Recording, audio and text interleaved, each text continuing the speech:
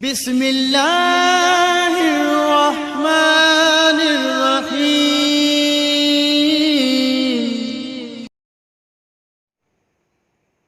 فاتحہ۔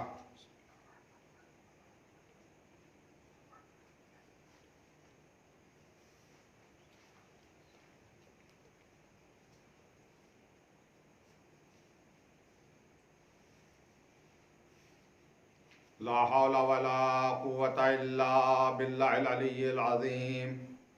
اعوذ باللہ من الشیطان اللعین الرجیم۔ بسم اللہ الرحمن الرحیم۔ الحمد للہ رب العالمین، والصلاة والسلام وتحیۃ والاکرام علی اشرف الخلق سید المرسلین بالقاسم المصطفى محمد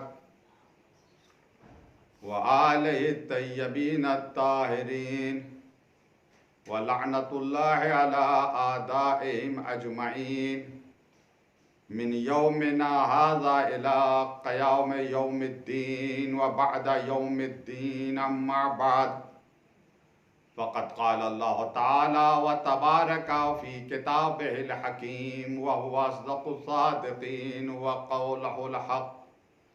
بسم اللہ الرحمن الرحیم۔ الف لام میم، ذالک الکتاب لا ریب فیہ ھدی للمتقین، صدق اللہ العلی العظیم۔ عبادات کی قبولیت، اس مجلس کی قبولیت کے لیے صلوات پڑھیں محمد و آل محمد پر۔ اللہم صلی علی محمد و آل محمد۔ آج کی مجلس کا موضوع ہے قرآن اور امام علی علیہ السلام۔ سورہ بقرہ کی پہلی آیت جس کی تلاوت کا شرف حاصل کیا، الف لام میم، اس کا کوئی ترجمہ نہیں کیا جا سکتا۔ ذالک الکتاب لا ریب فیہ، قرآن مجید وہ کتاب ہے جس میں ذرہ برابر شک نہیں ہے۔ ھدی للمتقین، یہ متقین یعنی پرہیزگاروں کے لیے ہدایت بن کر آئی ہے۔ کیسے ہدایت حاصل کریں؟ سیرت مولائی کائنات کی روشنی میں اس کو سمجھنے کے لیے ہمیں یہ سمجھنا پڑے گا کہ امام علی اور قرآن کا کیا رشتہ ہے۔ علی اور قرآن مشہور و معروف حدیث ہے، شیعہ اور سنی دونوں نے اس حدیث کو نقل کیا ہے کہ پیغمبر اسلام حضرت محمد مصطفیٰ صلی اللہ علیہ وسلم نے فرمایا، علی مع القرآن والقرآن مع علی، علی قرآن کے ساتھ ہیں اور قرآن علی کے ساتھ ہیں۔ کس طریقے سے ساتھ ہیں؟ خود مولائی کائنات فرماتے ہیں، قال علی علیہ السلام، ما نزلت من القرآن آیت الا وقد علمت این نزلت، کوئی بھی قرآن کی آیت ایسی نہیں ہے کہ جس کے بارے میں علی کو علم نہ ہو کہ وہ کہاں کے اوپر نازل ہوئی۔ فی من نزلت، کس کے بارے میں نازل ہوئی، اس کا بھی علم علی کو ہے۔ وفی ای شیء نزلت، کس شے کے بارے میں یہ آیت نازل ہوئی، کن افراد کے بارے میں، کن اشیاء کے بارے میں یہ آیت نازل ہوئی، علی کو اس کا پتہ ہے۔ نزلت فی سہل نزلت ام فی جبل نزلت، علی کو یہ بھی پتہ ہے کہ کون سی آیت ہموار زمین پر نازل ہوئی اور کون سی آیت پہاڑ کے اوپر نازل ہوئی، سارا علم علی کے پاس ہے۔ جب امام علی علیہ السلام نے یہ فرمایا، قیلہ، کسی نے کہا، اس کا نام نہیں ہے روایت میں، صرف قیلہ سے ہے، یعنی کسی نے کہا، فما نزل فیک، آپ کے بارے میں کون سی آیت نازل ہوئی؟ اس پر امام علی علیہ السلام جواب دیتے ہیں، فقال لولا انکم سالتمونی ما اخبرتکم، اگر تم مجھ سے سوال نہ کرتے، مجھ سے نہ پوچھتے تو میں ہرگز نہ بتاتا کہ کون سی آیت میرے بارے میں نازل ہوئی ہے، اگر تم نے پوچھا تو میں بتاتا ہوں۔ اب دیکھیے مولائی کائنات نے کون سی آیت بتائی جو مولا کائنات کی مدح کر رہی ہے. ایک دو آیتیں تو ہیں نہیں، مگر ان آیتوں میں سے کس آیت کا انتخاب مولا کائنات نے کیا ہے؟ کہا جاتا ہے کہ 300 سے زیادہ آیات قرآن مجید کی مولا کائنات کے بارے میں نازل ہوئی ہیں. یہ ہمارا کہنا نہیں ہے، ابن عباس جیسا مفسر ان کا یہ دعویٰ ہے، نزلت فی علی ان 300 آیہ، کہ امام علی میں کے بارے میں 300 آیتیں نازل ہوئی ہیں. اور اس ٹاپک کے اوپر باقاعدہ کتابیں لکھی ہیں. علماء اہل سنت نے بھی کتابیں لکھی ہیں، اور شیعہ علماء نے بھی کتابیں لکھی ہیں. شواہد التنزیل کتاب ہے، اس میں آپ کو مل جائے گا کتنی آیتیں امام علی اور اہل بیت کی شان میں نازل ہوئی ہیں. ما نزل فی علی علیہ السلام من القرآن، یہ کتاب ہے حافظ ابی نعیم اصفہانی کی. تفصیل اور ڈیٹیل مل جائے گی کہ کون سی آیت امام علی کے بارے میں نازل ہوئی ہے، امام علی کے فضائل کے بارے میں نازل ہوئی ہے. بہت سی آیت ہیں. میں کچھ آیتوں کو آپ کے سامنے عرض کروں گا، پھر آپ دیکھیں کہ کس آیت کو مولا کائنات نے انتخاب کیا.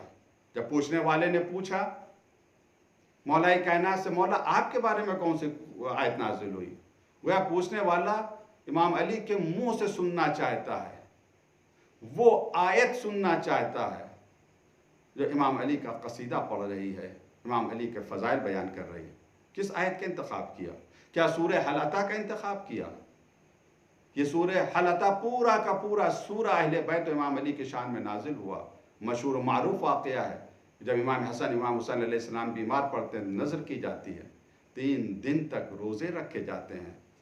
اور قرآن نے اس واقعے کو کس طریقے سے نقل کیا ہے، یطعمون الطعام علی حبہ مسکینا و یتیما و اسیرا انما نطعمکم لوجہ اللہ لا نرید منکم جزاء ولا شکورا. یہ کھانا کھلاتے ہیں مسکین کو، یتیم کو، اسیر کو، اور جب کھانا کھلاتے ہیں تو ان کے دل کی آواز یہ ہوتی ہے کہ ہم تمہیں کھانا کھلا رہے ہیں تو صرف اللہ کے لیے کھانا کھلا رہے ہیں، نہ کسی جزا کی امید ہے تم سے اور نہ تمہارے شکریہ کا میں طلبگار ہوں. یہ پورا سورہ سنی علماء نے بھی لکھا، شیعہ علماء نے بھی لکھا کہ یہ اہل بیت اور امام علی کے شان میں نازل ہوا. اس سورے کو بھی پڑھ سکتے تھے امام علی، مگر نہیں، امام علی نے اس سورے کی تلاوت نہیں کی. ایک اور پورا سورہ امام علی علیہ السلام کے بارے میں، اہل بیت کے بارے میں نازل ہوا. وہ کون سا سورہ ہے؟ وہ سورہ کوثر ہے. چھوٹا سا سورہ، انا اعطیناک الکوثر، ہم نے آپ کو کوثر عطا کیا. یہ کوثر کیا ہے؟ فخر رازی صاحب جو اہل سنت کے مشہور و معروف عالم دین ہیں، جنہیں امام المفسرین کے لقب سے بھی یاد کیا جاتا ہے، یہ کوثر کی تفسیر میں کہتے ہیں یہ اولاد جناب فاطمہ زہرا سلام اللہ علیہا. یہ پورا سورہ بھی امام علی اور ان کے بچوں کی شان میں نازل ہوا.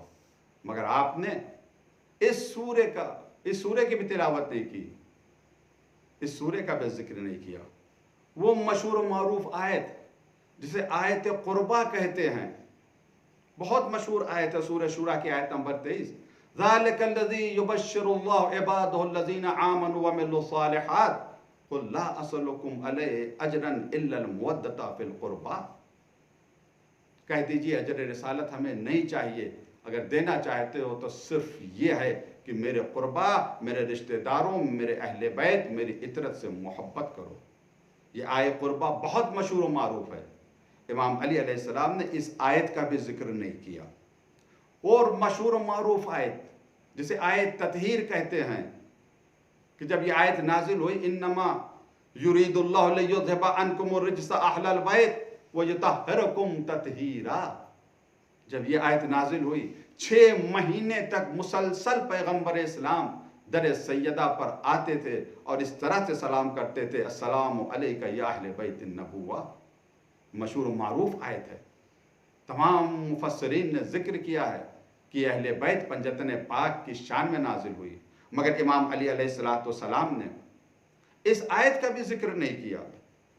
ایک وہ اور آیت ہے جو بہت ہی عظیم آیت ہے، کہ جب امام معصوم علیہ السلام سے پوچھا گیا کہ آپ کی نظروں میں سب سے بڑی فضیلت امام علی علیہ السلام کی کیا ہے، تو امام نے اس آیت کی تلاوت کی، فمن حاجک فیہ من بعد ما جاءک من العلم فقل تعالوا ندعو ابناءنا وابناءکم ونساءنا ونساءکم وانفسنا وانفسکم ثم نبتہل فنجعل لعنۃ اللہ علی الکاذبین، جسے آئے مباہلہ کہتے ہیں، کہ جب مباہلہ ہوا تھا پیغمبر اسلام بجدر پاک کو لے کر میدان مباہلہ میں آئے تھے، تب یہ آیت نازل ہوئی تھی۔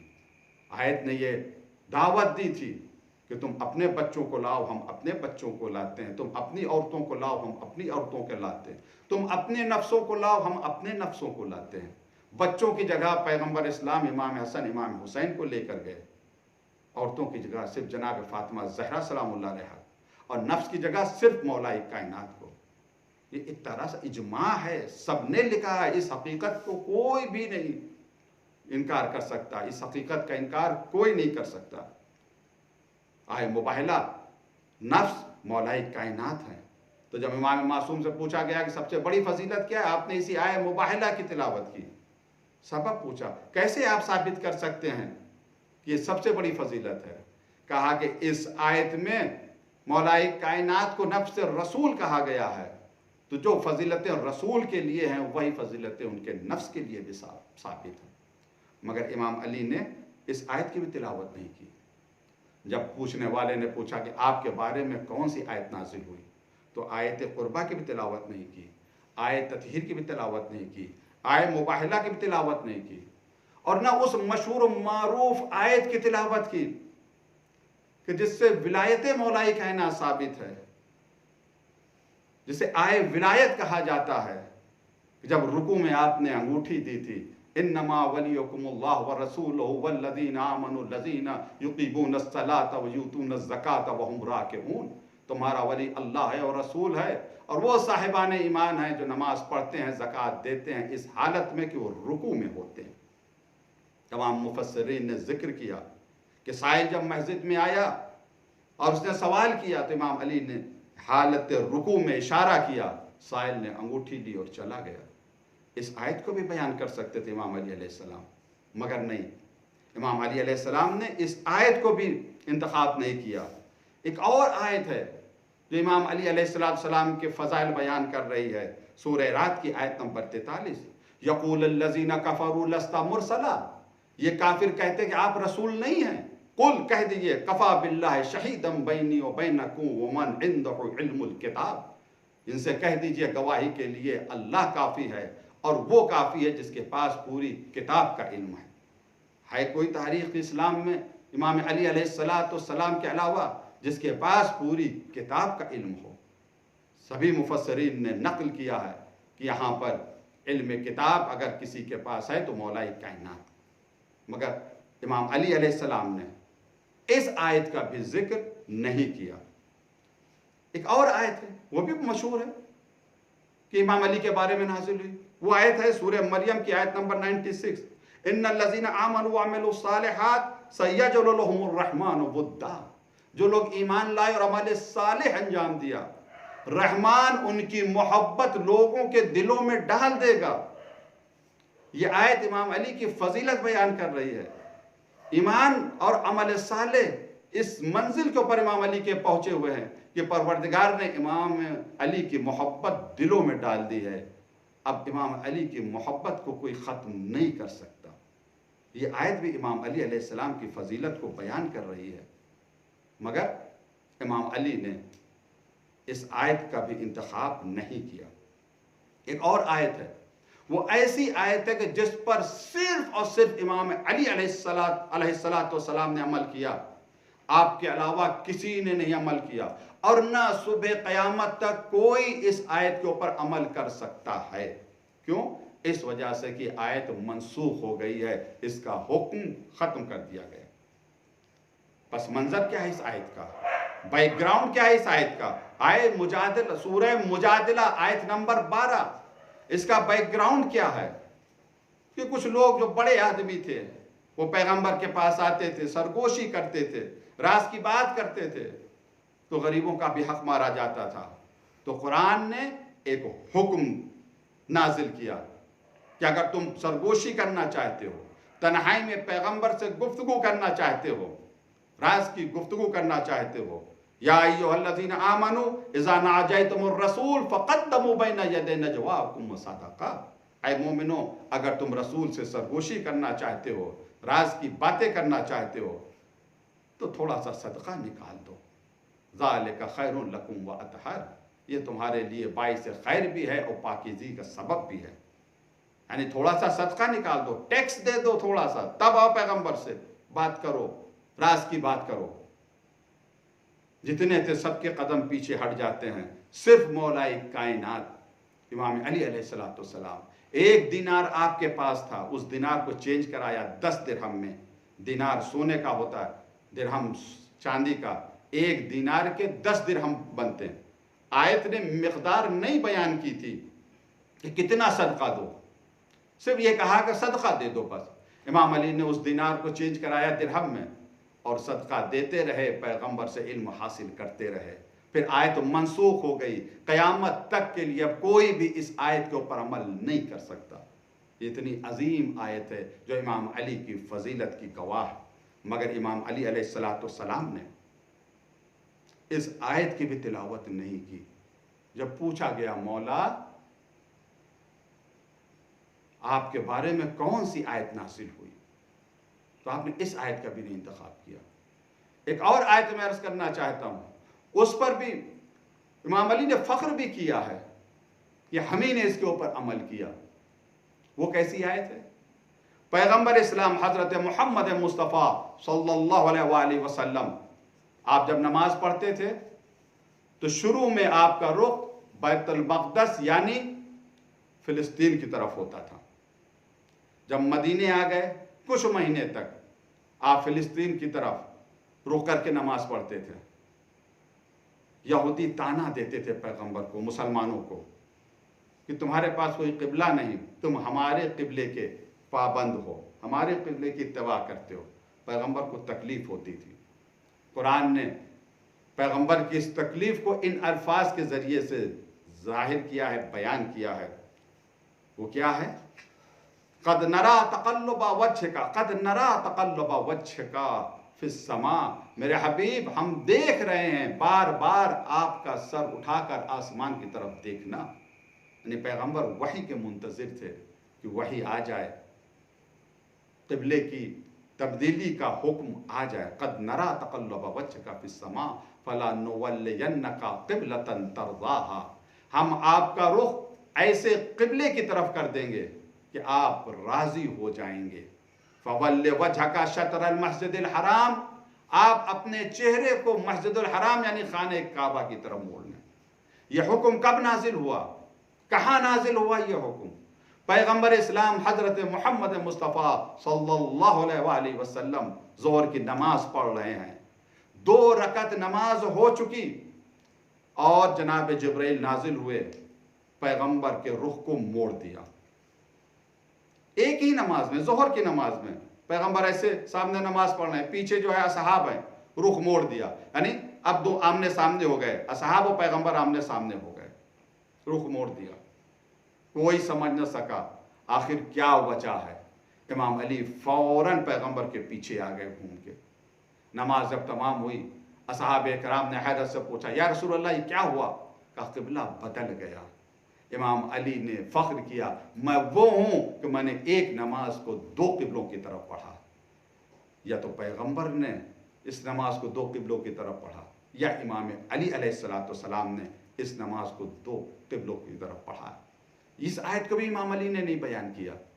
कितनी आयतें मैं आपके सामने अर्ज करूँ जो इमाम अली की मदह व सना और उनके फ़ज़ाइल बयान कर रही हैं।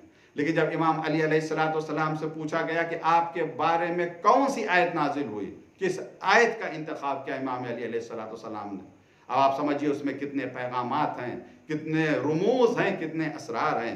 इमाम अली अलैहिस्सलाम फरमाते हैं, अगर तुम मुझसे सवाल ना करते तो मैं तुम्हें ना बताता। इस वाक़े को, इस रवायत को शेख सदूक ने अपनी अमाली में लिखा है, सफ़ा नंबर 276 में।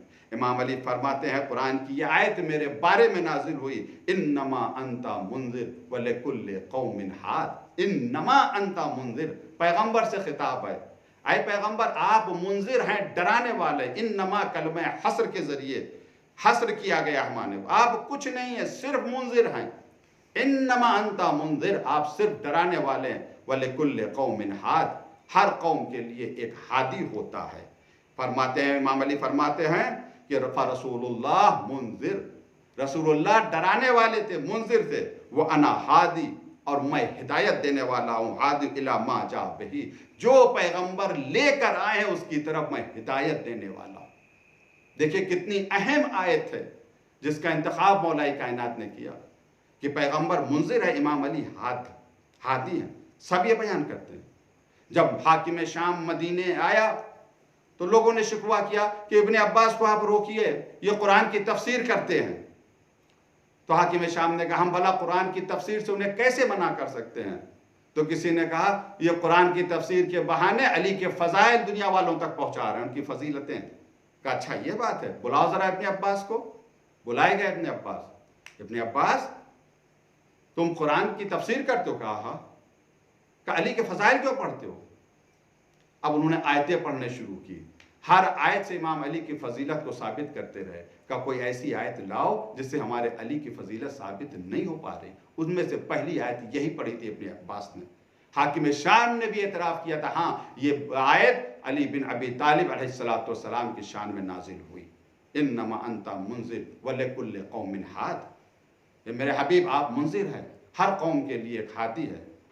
امام علی فرماتے میں ہادی ہوں، ما جاء بہ، جو پیغمبر لے کر آئے ہیں اس کی طرف رہنمائی کرنے والا میں ہوں۔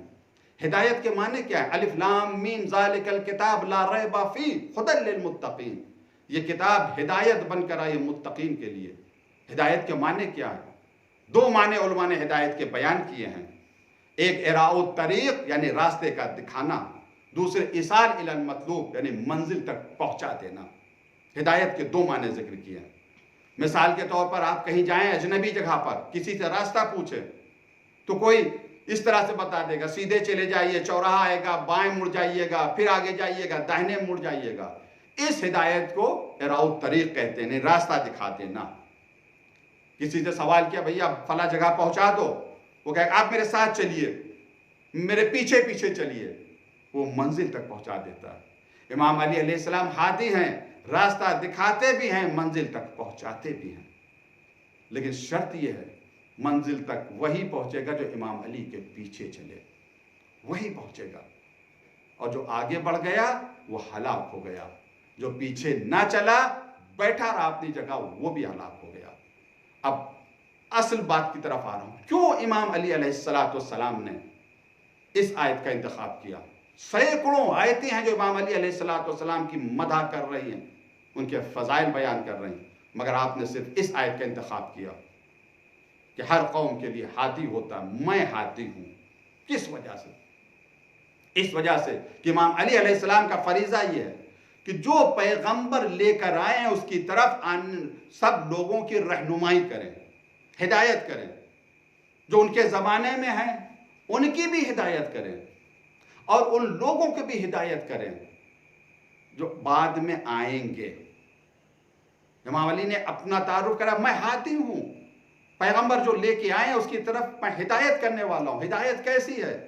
کم سے کم ایک مسلمان جو بظاہر مسلمان ہے، جو نماز پڑھتا ہے، کم سے کم دن میں 17 مرتبہ وہ دعا کرتا ہے، سورہ حمد پڑھتا ہے، ہر رکعت میں سورہ حمد پڑھنے چاہیے۔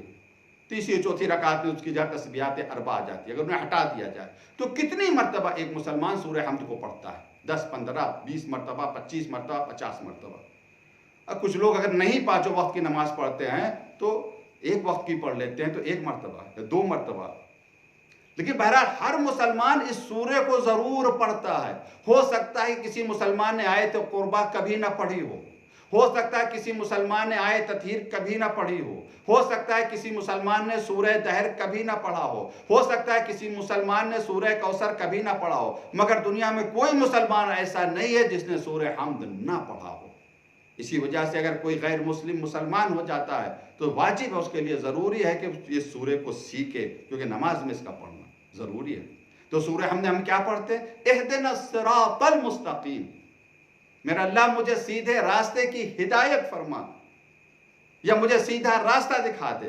امام علی علیہ السلام کیا فرما رہے ہیں؟ میں ہادی ہوں، مسلمان دعا کر رہا مجھے سیدھا راستہ دکھا دے، دعا اللہ سے کر رہا ہے، مگر یہ دعا اللہ علی بن ابی طالب کے ذریعے سے پورا کر رہا ہے۔ تم ہم سے دعا کر رہے ہو کہ میں تمہیں ہدایت دوں، اگر میری ہدایت چاہتے ہو تو علی کے دروازے پر آؤ، علی تمہیں ہدایت دیں گے، نبی تک پہنچائیں گے، تعلیمات نبی تک پہنچائیں گے۔ اس وجہ سے امام علی علیہ السلام نے اس آیت کا انتخاب کیا، انما انت منذر ولکل قوم ہاد، آپ منذر ہیں، ڈرانے والے، ہر قوم کے لیے ایک ہادی ہوتا ہے۔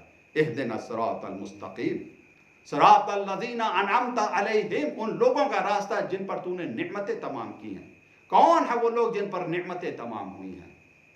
کون ہے جو جن پر پروردگار نے نعمتوں کا نزول کیا ہے؟ تلاش کرے۔ جب انسان اس آیت کو پڑھے گا تو اسے قرآن میں تلاش بھی کرنا چاہیے کہ کون ایسے افراد ہیں جن پر نعمتیں تمام ہوئی ہیں۔ وہ انبیاء ہیں، شہداء ہیں، صادقین ہیں، صالحین ہیں۔ اور ایک آیت اور ہے جو رہنمائی کرتی ہے، ہدایت کے راستے کی طرف رہنمائی کرتی ہے، کہ جب غدیر میں یہ آیت نازل ہوئی، یا ایھا الرسول بلغ ما انزل الیک من ربک وان لم تفعل فما بلغت رسالتہ واللہ یعصمک من الناس، جب یہ آیت نازل ہوئی کہ میرے حبیب پیغام کو پہنچا دیجئے، اپنے ہاتھوں پر علی کو بلند کر کے بازو پکڑ کر پیغمبر نے کہا من کنت مولا فہذا علی مولا۔ پھر جبرائیل یہ آیت لے کر نازل ہوئے، الیوم اکملت لکم دینکم واتممت علیکم نعمتی ورضیت لکم الاسلام دینا، یعنی ولایت مولا کائنات، وہاں پر نعمتیں تمام ہو گئیں۔ اے میرے اللہ مجھے راستہ دکھا، اہدنا الصراط المستقیم، کن لوگوں کا راستہ؟ صراط الذین انعمت علیہم، ان لوگوں کا راستہ جن پر تو نے اپنی نعمتیں نازل کی ہیں۔ وہ کون لوگ ہیں؟ امام علی علیہ السلام۔ نمازی نماز میں دعا مانگ رہا ہے، وہ امام علی کے راستے تک پہنچنے کی دعا مانگ رہا ہے۔ اگر وہ راستے پر نہیں آیا، اور جو راستے پر آ گیا امام علی کے راستے پر آ رہا ہے، وہ دعا اس طرح سے مانگتا ہے، اہدنا الصراط المستقیم، میرا اللہ علی کے راستے پر آ گیا ہوں، اب بھٹکنے نہ پاؤں، ہمیشہ اس راستے کے اوپر چلتا رہوں۔ صراط الذین انعمت علیہم غیر المغضوب علیہم ولا الضالین، ان لوگوں کے راستے پر نہ چلنا جن پر تیرا غضب نازل ہوا ہے، یا وہ لوگ جو گمراہ ہو چکے ہیں۔ ہر قوم کے لیے ایک ہادی ہے، اس امت کے ہادی مولا کائنات ہیں، انہی کے راستے کے اوپر چلے، ان کے پیچھے پیچھے چلیں۔ مگر آج افسوس ہے، بہت سے مسلمان ایسے ہیں جو نام تو امام علی علیہ السلام کا لیتے ہیں، مگر ان کے راستے پر نہیں چلتے ہیں، بلکہ ان کے دشمنوں کے راستے پر چلتے ہیں، شام والوں کے راستے پر چلتے ہیں۔ شام والوں کا راستہ کیا تھا؟ جھوٹا پروپگنڈا تھا۔ امام علی کے خلاف کتنا جھوٹا پروپگنڈا کیا شام والوں نے، حاکم شام نے اتنا جھوٹا پروپگنڈا کیا کہ جب شہادت کی خبر شام والوں تک پہنچتی ہے کہ امام علی مسجد میں شہید کر دیے گئے، قتل کر دیے گئے، تو حیرت سے شام والے ایک دوسرے سے پوچھتے تھے کیا علی نماز بھی پڑھتے تھے؟ کیا وہ نمازی تھے؟ کیسے مسجد گئے جو ان کو مسجد پہ قتل کر دیا گیا؟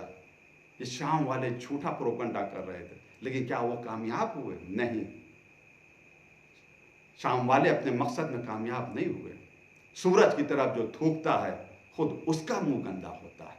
آج بھی کچھ لوگ اسی پروپگنڈے کا شکار ہیں، جو علی کے چاہنے والے ان کے خلاف پروپگنڈا کر رہے ہیں۔ اگر نجات چاہیے تو امام علی کے ساتھ آئیں، انہی کا راستہ ہدایت کا راستہ ہے، ان کے پیچھے چلے، ان کے آگے نہ چلے، ان کے دشمنوں کی سیرت کے اوپر نہ چلیں، ان کے دشمنوں کا کردار نہ اپنائیں، امام علی علیہ السلام کی سیرت پر چلیں۔ نہ کسی کے اوپر آپ الزام لگاتے ہیں، نہ کسی کے اوپر اتہام لگاتے ہیں۔ اہدنا الصراط المستقیم، اسے ملائیں۔ مولا کائنات نے جو بیان کیا کہ یہ آیت میرے بارے میں نازل ہوئی، انما انت منذر ولکل قوم ہاد، ہر قوم کے لیے ایک ہادی ہے۔ یہی وجہ ہے کہ جب 19ویں ماہ مبارک رمضان کو ابن ملجم کی ضربت پڑی ہے تو ایک آواز کوفے میں گونجی جو سب کے کانوں تک پہنچی۔ کہا جاتا ہے یہ آواز جناب جبرائیل امین کی تھی۔ آپ نے کہا واللہ تحطمت واللہ ارکان الہدا، خدا قسم ارکان ہدایت گر گئے ہیں، ہدایت کے ارکان گر گئے ہیں۔ ہاں، جیسے ہی ضربت پڑی امام علی علیہ السلام کے سر مبارک پر، وہ علی جس نے 2 انگلیوں سے در خیبر اکھاڑا تھا، اپنا سر سجدے سے نہ اٹھا سکے۔ اصحاب جمع ہو گئے، امام حسن علیہ السلام بھی ہیں، سب لوگ ہیں۔ بیٹا پہلے نماز کو پورا کراؤ۔ نماز پوری ہوتی ہے پھر اصحاب امام علی کو لے کر، زخمی امام علی علیہ السلام کو لے کر گھر میں آتے ہیں۔ کس طریقے سے آتے ہیں؟ امام علی علیہ السلام زخمی ہیں۔ روایات میں ملتا ہے جب زخمی امام علی گھر میں آئے، پورا گھر بھرا ہوا ہے۔ کتنے بچے امام علی علیہ السلام کے؟ 19 سے زیادہ کی تعداد ملتی ہے۔ پورا گھر بھرا ہوا ہے۔ مجھے تاریخ میں نہیں ملتا، لیکن تصور کریں جب جناب زینب نے دیکھا ہوگا اپنے بابا کے زخمی سر کو، جناب ام کلثوم نے دیکھا ہوگا، ایک کوہرام مچا ہوا ہے، امام علی زخمی ہیں۔ ہاں عزادارو، آج رمضان کی 20 تاریخ ہے۔ آپ تصور کریں میرے مولا کے اوپر کیا گزر رہی تھی، میرے مولا کے اوپر کیا گزر رہی تھی۔ لیکن اللہ اس عالم میں بھی مولا کائنات کس طریقے کی سیرت اختیار کیے ہوئے ہیں۔ طبیب آتا ہے، زخم کا معائنہ کرتا ہے، اور معائنہ کرنے کے بعد امام علی علیہ السلام سے کہتا ہے، اے امیر المومنین، زہر کا اثر بہت زیادہ ہے، آپ بچیں گے نہیں، آپ کو جو وصیتیں کرنا وصیتیں کر لیجئے۔ پھر امام حسن علیہ السلام سے کہا، امیر المومنین اگر کھانے کے لیے کچھ مانگے، پینے کے لیے کچھ مانگے تو انہیں صرف دودھ دیا جائے، کیونکہ زہر کی حرارت بہت زیادہ ہے، دودھ پیئیں گے تو آپ کو آرام ملے گا۔ ہاں عزادارو، بس امام علی علیہ السلام کے لیے دودھ لایا گیا۔ میرا دل چاہتا ہے میں عرض کروں، مولا یہ کوفہ ہے کہ آپ کو دودھ مل گیا۔ کربلا میں شیر خوار کے لیے حسین پانی مانگ رہا ہے، مگر کوئی پانی دینے والا بھی نہیں ہے۔ دودھ آیا، امام علی علیہ السلام نے تھوڑا سا دودھ پیا، اور اس کے بعد امام حسن کو واپس کر دیا۔ کہا بیٹا حسن، اس دودھ کو میرے قاتل کو دے دینا۔ اللہ جو اپنے قاتل پر اتنا مہربان ہو۔ کہا جاتا ہے جب ابن ملجم گرفتار ہو کے لایا گیا تو اس کے ہاتھ بندھے ہوئے تھے، گردن میں بھی رسی پڑی ہوئی تھی۔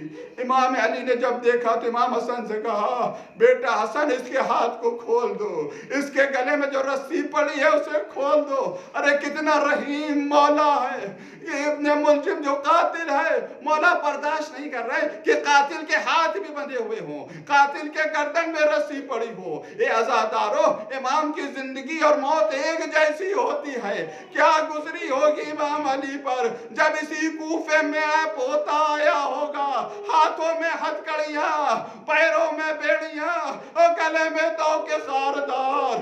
اجرکم اللہ، خدا آپ کو کسی غم میں نہ رلائے۔ امام زمانہ کو پرسا دیجئے، ان کی جد کی مظلومیت کا پرسا دیجئے۔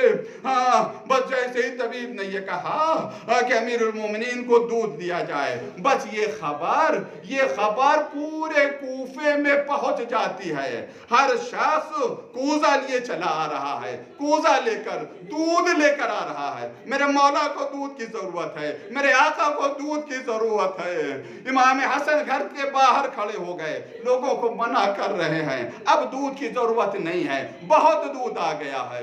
اسی اثناء میں امام حسن نے کیا دیکھا کہ ایک عورت آ رہی ہے، اس کے ساتھ کچھ یتیم بچے ہیں، ان کے ہاتھ میں ایک کوزہ ہے جس میں دودھ ہے۔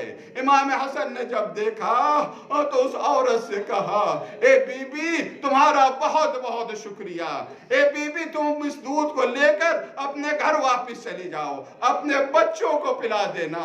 بس اتنا سننا تھا کہ وہ مومنہ کہتی ہے، اے فرزند زہرا میری بات سن لیجئے، ہم خود سے نہیں آئے ہیں، یہ بچے ہمیں لے کر آئے ہیں، ہم بیوہ ہیں، میرے بچے یتیم ہیں، ہمارا سہارا صرف ایک بکری ہے، اسی کا دودھ بیچتے ہیں اور روٹی ملتی ہے بچوں کو کھلاتے ہیں۔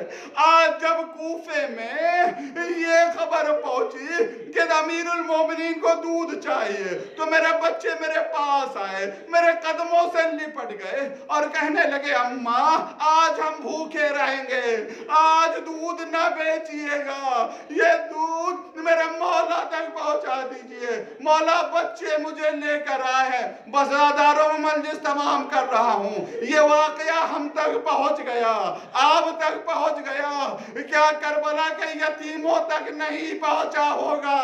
کیا حسین کی یتیمہ تک نہیں پہنچا ہوگا؟ شاید یہی وجہ ہے جب جلتے ہوئے خیمے سے یہ بچی نکلی، حمید بن مسلم کہتا ہے میں آگ بجھانے کے لیے آگے بڑھا۔ بچی نے کہا مجھے ہاتھ نہ لگانا، ہم نہ محرم ہیں۔ کہا بیٹی میں آگ بجھانا چاہتی ہوں۔ وہ بچی کہتی ہے شیخ رحم کرنا چاہتا ہے تو مجھے نجف کا راستہ بتا دے۔ یہ سکینہ نجف کا راستہ کیوں پوچھ رہی ہے؟ شاید پوتی دادا کے پاس آ کر شکوہ کرنا چاہ رہی ہو۔ اے امت کے یتیموں پر رحم کرنے والے دادا، جب تمہاری پوتی یتیم ہوئی دادا کسی نے رحم نہ کیا، کوئی تعزیہ نہ مارتا تھا، کوئی تماچا لگاتا تھا، کوئی گوشوارے چھینتا۔ سَيَعْلَمُ الَّذِينَ ظَلَمُوا يَوْمَ الْقِيَامَةِ إِنَّا لِلَّهِ وَإِنَّا إِلَيْهِ راجعون۔ الہی بحق زہرا و بیہا و بالہا و بنیہا و سر المستودعین۔ پروردگار ہم سب کی عبادت کو قبول فرما، پروردگار ہماری سزاداری کو قبول فرما، ہم لوگوں کا پرسہ امام زمانہ کی خدمت میں پہنچا دیں، امام زمانہ ہم سے راضی اور خوشنود ہوں۔ پروردگار ہم سب کو کرونا وائرس کے شر سے محفوظ فرما، لاک ڈاؤن کی وجہ سے جو لوگ پریشان ہیں سب کی پریشانیوں کو دور فرما۔ بہت سے لوگوں نے دعاؤں کے لیے کہا، پروردگار سب کی دعاؤں کو مستجاب فرما، بیماروں کو شفا عطا فرما، مقروضوں کا قرض ادا فرما، جو بے اولاد ہیں انہیں اولاد عطا فرما، جن کی اولاد ہے ان کی اولاد کو نیک اور صالح بنا، ہمارے اعزاء اقربا رشتہ دار بالاخص والدین جو دنیا سے گزر چکے ان سب کی مغفرت فرما، ان کے درجات کو بلند فرما، امام زمانہ کے ظہور میں تاجیل فرما۔ ایک مرتبہ سورہ فاتحہ پڑھ کر جملہ مومنین و مومنات کی روح کے لیے سال ثواب فرما دیں۔